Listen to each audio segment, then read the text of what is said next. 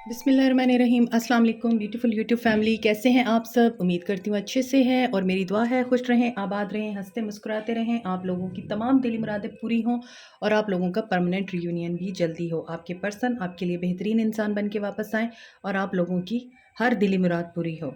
आपकी मोहब्बतों का, चाहतों का दिल से शुक्रिया। जो मेरे चैनल पर नए हैं प्लीज़ मेरे चैनल को लाइक करें, सब्सक्राइब करें, शेयर करें और मेरी फैमिली का हिस्सा बनिए। आज की रीडिंग लव मैसेजेस पे है। उससे पहले मैं आपको एक चीज़ इंट्रोड्यूस कराना चाहती हूँ। These are handmade evil eye protection. की चेन हो सकते हैं, ये वॉल हैंगिंग हो सकते हैं, आप अपने पर्स में रख सकते हैं इनको और आप लोग इनको अपनी साइड टेबल पे रख सकते हैं जहाँ भी चाहें, क्योंकि ये ड्यूरेबल हैं, हैंडमेड हैं, क्रोशे के बने हुए हैं, तो आप इनको रख सकते हैं। रीज़नेबल प्राइस पे हैं ये, आप इनको परचेज़ कर सकते हैं, डीएम कर सकते हैं मुझे। हर साइज़ में, हर शेप में आपको मिल जाएंगे और हर कलर में मिल जाएंगे, क्योंकि डिफरेंट कलर्स के डिफरेंट पर्पस होते हैं। ब्लू आपको पता है कम्युनिकेशन को अनब्लॉक करता है और आपको बैड कर्मा से प्रोटेक्ट करता है, जबकि ग्रीन जो है विजडम, अबंडेंस एंड नॉलेज आप लोगों के लिए ओपन करता है। इसके अलावा गुड लक आप लोगों के लिए ओपन करता है।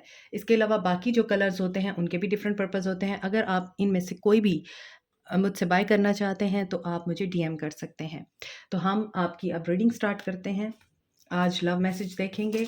सबसे पहले मैं आज यहाँ से मैसेजेस निकालूंगी, उसके बाद मैं आप लोगों की रीडिंग स्टार्ट करूंगी। मेल फीमेल, मैरिड अनमैरिड सब लोगों के लिए है। जनरल रीडिंग होती है, हर किसी के साथ रेजोनेट नहीं करती। देखते हैं आज आप लोगों के लिए क्या मैसेजेस आते हैं। आज मैं डिफरेंट तरीके से मैसेज पुल आउट करूंगी आप लोगों के लिए।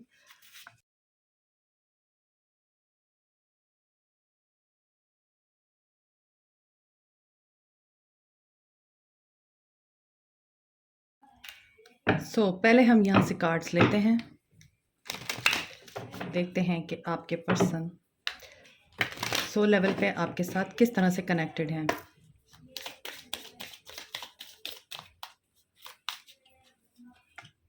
Children issues, stay optimistic about your love life,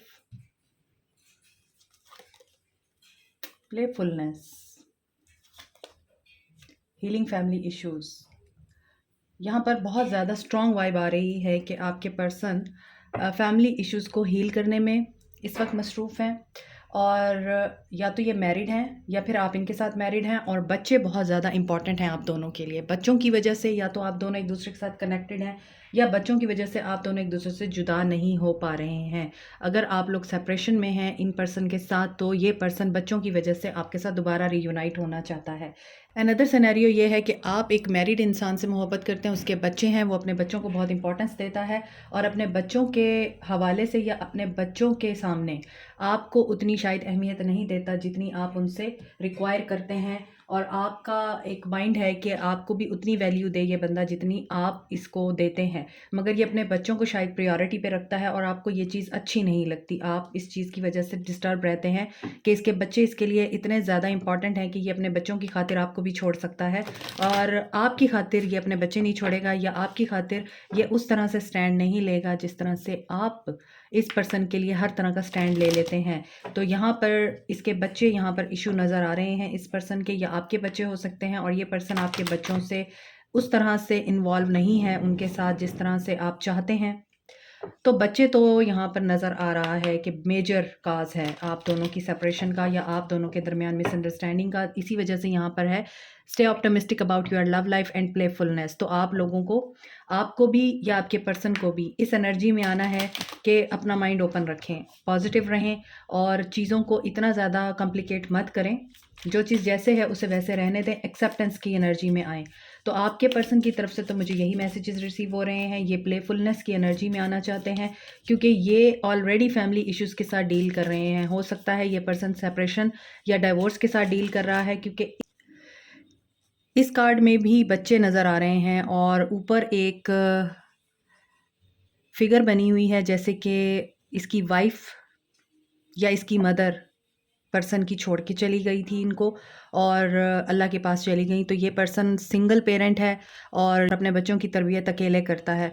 तो ये इन चीज़ों के साथ डील कर रहा है ये पर्सन। इस वजह से इस पर्सन की एनर्जी में बहुत ज़्यादा एक चाइल्ड लाइक बिहेवियर भी होगा कि ये पर्सन खुद भी बहुत ज़्यादा बच्चों जैसे बिहेव करता होगा या मासूम होगा या बहुत ज़्यादा चीज़ों को डीपली फ़ील करता होगा, क्योंकि फैमिली इश्यूज़ यहाँ पे नज़र आ रहे हैं कि शायद बचपन में इनकी मदर लॉस्ट हो गई या फिर इनकी वाइफ़ बच्चों को छोड़ के चली गई कहीं और या फिर अल्लाह के पास चली गई। तो यहाँ पर नज़र आ रहा है कि your love life benefits as you forgive your parents.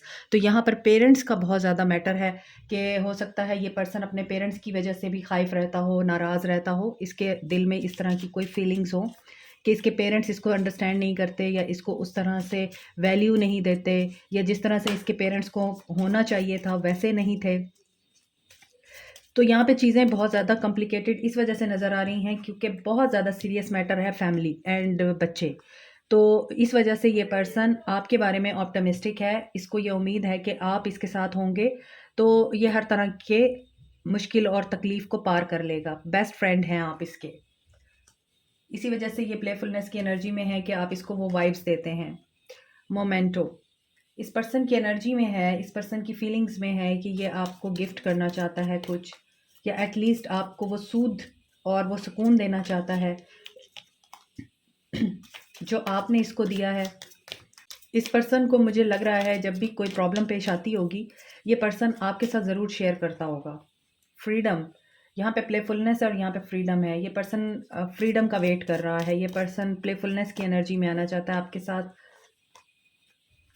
Holiday पे जाना चाहता है, एक हनीमून पीरियड स्पेंड करना चाहता है और अपनी लाइफ की इस रूटीन को या अपनी लाइफ के इस फेज़ को ये पर्सन कुछ देर के लिए एस्केप करना चाहता है, क्योंकि आप इनको बहुत ज़्यादा अपनायत वाली फीलिंग्स देते हैं या शायद आप हैं जो इनके फैमिली इश्यूज़ को हील करते हैं और ये अपने पुराने ज़ख्म भूल जाते हैं आपकी केयर देख के, आपके प्यार को देख के, और ये रियली मैरिज करना चाहता है। अभी टाइम है, अभी ये उन इश्यूज़ के साथ डील कर रहा है जो इसकी नज़र में बहुत इंपॉर्टेंट है।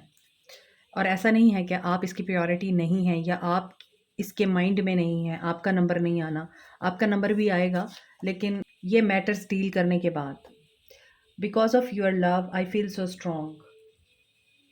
ये आपकी प्रेजेंस की वजह से बहुत ज़्यादा स्ट्रॉन्ग फील करते हैं खुद को। इन्हें लगता है कि ये हर तरह का फेज़ पार कर लेंगे, हर तरह की मुश्किल को फेस कर लेंगे। हैविंग ड्रीम्स ऑफ यू, ये आपको ख्वाबों में देखते हैं। I lost my self for a little while, I like your speaking style. आपकी बातों की वजह से इस बंदे को बहुत हौसला मिलता है। आप इस तरह से बात करते हैं या इस तरह से बोलते हैं कि अगर आपको इस पर्सन की तरफ से तकलीफ़ भी पहुंची हो तो ये पर्सन हील हो जाता है। आपके बात करने का स्टाइल बहुत अच्छा है। या तो आप बहुत ज़्यादा स्वीट बोलते हैं, बहुत ज़्यादा तहम्मुल में बोलते हैं, या फिर आपके अल्फाज का चुनाव ऐसा होता है कि ये बंदा अपने आप को खो देता है और इस पर्सन को इसी वजह से बहुत जल्दी रियलाइज़ होता है कि ये आपको उस तरह से वैल्यू नहीं दे पा रहा जैसे आप डिज़र्व करते हैं। You are silent is killing me, क्योंकि इसको आपके बात करने का स्टाइल पसंद है और इसे आपकी बातों से, आपके स्पीकिंग वे से बहुत ज़्यादा हीलिंग मिलती है। तो अब आप खामोश हो गए हैं तो इसके ज़िंदगी से वो चीज़ भी चली गई है जिससे इसको बहुत सपोर्ट मिलती थी। It would be great fun to grow old together. हालाँकि इसके दिल में है कि ये आपसे शादी भी करना चाहता है, ये आपका बेस्ट फ्रेंड भी बनना चाहता है और ये आपके साथ ही बूढ़ा होना चाहता है। रिकंसाइल मी, ये आपके साथ रिकंसाइल करना चाहते हैं लेकिन ये खुद से स्टेप नहीं लेना चाहते और ये आपको बोल रहे हैं कि मेरे साथ रिकंसाइल करो। Wrap your arms around me and kiss me, I need you. ये पर्सन किसी मुश्किल में फंसा हुआ है। I am guessing you don't believe how I feel for you, और आपको ऐसा लगता है कि इसने कभी एक्सप्रेस नहीं किया मुझे। नो कांटेक्ट है, इसने कभी मुड़ के देखा नहीं और ये पर्सन कैसे अब मुझे याद करता होगा। हो सकता है इस पर्सन के दिल में मेरे लिए मोहब्बत ही ना रही हो, लेकिन I hide who I am to you. इस पर्सन ने अपनी रियल सेल्फ आपसे छुपाई है, या तो इसने अपने बचपन का कोई बहुत इंपॉर्टेंट राज आपसे छुपाया है या फिर इसने अपनी शादीशुदा ज़िंदगी की रियलिटी आपसे छुपाई है, या फिर कुछ ऐसा है जो आपको पता नहीं था। एंड आपने उसको फाइंड आउट कर लिया। My life is dull without you. इन्हें लगता है, इन्हें फ़ील होता है कि आपके बगैर इनकी ज़िंदगी बेरंगीन है। The timing wasn't right for us. और जब आप दोनों जुदा हुए, जब आप दोनों के दरमियान एक लड़ाई झगड़ा और इस तरह की चीज़ें शुरू हुई, उस वक्त टाइम ठीक नहीं था। I ran because I was in denial of this connection. कहीं ना कहीं ये पर्सन खुद भी इस कनेक्शन को कॉम्प्लिकेट करता रहा है या इस कनेक्शन के हवाले से डाउट में रहा है, और इसको लगता था ये इस कनेक्शन की रिस्पॉन्सिबिलिटी नहीं ले पाएगा, तो इसने स्केप किया आपको। You know how to play with my demons, I am not use to them. वही बात है कि आपने इस पर्सन को चेंज किया है। आपने अपनी बातों के थ्रू, अपनी केयर के थ्रू और अपने प्यार के थ्रू इस पर्सन के अंदर बहुत सारे ज़ख्मों को हील किया है। और इस पर्सन के अंदर के जो डिमोन्स थे, जो फियर थे, डाउट थे, आपने उनको बाहर लेके आए और आपने उनको हील किया। और ये उन चीज़ों से यूज़ टू नहीं था, ये इसीलिए आपसे भागा कि ये बंदी जो है ये मेरे डिमोन से वाकिफ़ हो गई है, ये मेरे इन एंड आउट से वाकिफ़ हो गई है, मेरे अच्छे बुरे दोनों पहलू से वाकिफ़ हो गई है। तो ये जो पर्सन है, अब ये मुझे उसी तरह टेम करेगी, ये मेरे अंदर की अच्छाइयों को बाहर निकालेगी, बुराइयों को ख़त्म करेगी। तो ये पर्सन इस चीज़ से वाकिफ़ नहीं था और इसने आपसे एस्केप करना बेहतर समझा, क्योंकि उस वक़्त इसको शायद ये लगता था कि आप इसके अगेंस्ट हैं या आप इसको पॉइंट आउट कर रहे हैं, इसकी कोई बुराई बता के या इसकी कोई बुरी हैबिट बता के आप इसको डीवैल्यू कर रहे हैं, इससे ये फीलिंग आती थी। लेकिन अब आपसे अलहदगी में इस पर्सन को ये फ़ील हो रहा है कि नहीं, ऐसा नहीं था, आप इसकी बेहतरी के लिए ही करते थे। My happiness is to be near to you. पहले ये भाग रहा था क्योंकि आप इसको पहचान चुके थे। ये उस चीज़ को अंडरस्टैंड नहीं कर पाया कि आप इसकी बेहतरी के लिए सब कुछ कर रहे हैं। अब इसको फ़ील हो रहा है कि इसकी हैप्पीनेस आप ही के साथ है। Don't confuse on who wants me, I want you. तो अगर यहाँ पे थर्ड पार्टी सिचुएशन है कुछ लोगों के लिए, तो ये सिर्फ यही बताना चाहता है कि मैं आपको चाहता हूँ, मैं उनको नहीं चाहता जो मुझे चाहते हैं। We need to talk everything one on one. इस पर्सन को ये लगता है कि आपके साथ आमने सामने बैठ के चीज़ें बेहतर होंगी। आई am not intentionally ignoring you. और अभी भी ये पर्सन आई थिंक ट्रांसफॉर्मेशन से गुजर रहा है, इसी वजह से ये आपको कह रहा है मैं अभी आपको जानबूझ के इग्नोर नहीं कर रहा। I want to feel your lips on mine. ये कहीं ना कहीं आपके साथ इंटीमेट भी होना चाहता है। You are my better half. ये आपको wife material, husband material, marriage material देखते हैं। To be trusted is a greater compliment than to be loved. इनको ये लगता है कि मोहब्बत करना इतना बड़ी बात नहीं है, जबकि एक इंसान के मुंह से कम्प्लीमेंट सुनना बड़ी बात है। I regret for being naive to you. ये वही चीज़ आ गई है कि इन्हें पहले समझ नहीं थी, अब समझ आ रही है, तो इन्हें टेंशन हो रही है। Missing you. मैं हमेशा इसे कट करना भूल जाती हूँ। Missing you, this piece is missing also. तो इसी तरह इनको ये फील हो रहा है कि आप इनकी ज़िंदगी से इसी तरह मिस हो गए हैं, जैसे ये page. I want to talk to you badly. ये आपसे बात करना चाहता है तो फिर बात करता क्यों नहीं है। I am not use to a connection like that so I run. ये दोबारा आया है, यहाँ पर भी यही मैसेज था, आई रन, आई रैन। देखिए, और यहाँ पर भी यही है। ये दोनों मैसेज कंफर्म कर रहे हैं कि आपके पर्सन को आपने बड़े अच्छे तरीके से डील किया है, ट्रीट किया है, एंड ये इस चीज़ को रियलाइज़ नहीं कर पाया और इसे भागना ज़्यादा बेहतर लगा कि नहीं नहीं नहीं, मैं तो पकड़ा जाऊँगा अब। कुछ लोग होते हैं ना साइकिक, मुझे लगता है आप साइकिक हैं। तो इस कनेक्शन से भागने का मतलब ही सिर्फ यही था। I feel you even we are apart. ये फिर भी आपको फील करते हैं। I don't know how to express myself to you so I keep it inside. इस पर्सन को अभी फीलिंग ये आ रही है कि अभी इसे क्वाइट रहना चाहिए, क्योंकि ये जानता नहीं अब आपको कैसे कांटेक्ट करे। Can we start over. New beginning की एनर्जी है, बार बार वही चीज़ें आ रही हैं। No one could ever compete with your beauty. ये आपकी ब्यूटी से भी बहुत ज़्यादा अट्रैक्टेड है। Telepathically communicate with me. Telepathically इस पर्सन को मैसेज सेंड कीजिए। आपके टेलीपैथिकली मैसेज इस पर्सन को रिसीव होते हैं, आपकी एनर्जीज रिसीव होती हैं। You are the only one that truly gets me. और वो आप ही हैं जो इस पर्सन को काबू कर पाए हैं। तो ये आपके पर्सन की एनर्जीज हैं और ये आपके पर्सन की तरफ से मैसेजेस हैं। मज़ीद देखते हैं कि आपके पर्सन आपको क्या कहना चाहते हैं। The past is now behind you. Release it and embrace new possibilities. A new path is now available to you. Follow it with faith.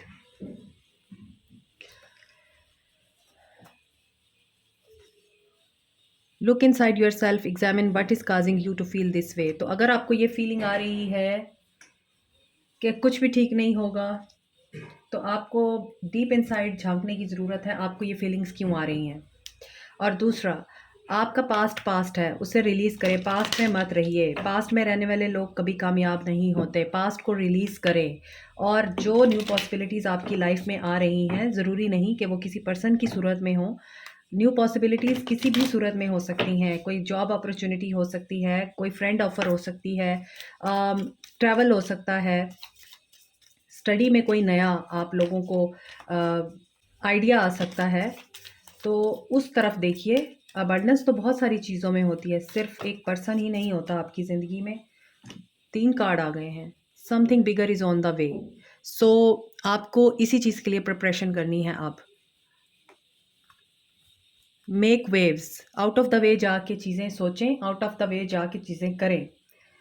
लोगों के डर से अपने पैशन और अपनी ख्वाहिशात का गला मत घूंटें। आपको ये कहा जा रहा है, it's time to stop procrastinating. Over thinking करना छोड़ दीजिए।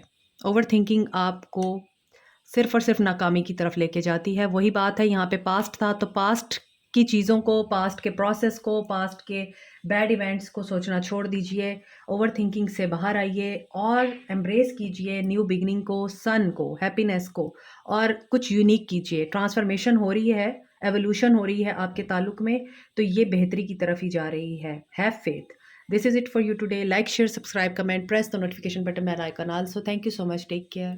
Bye bye.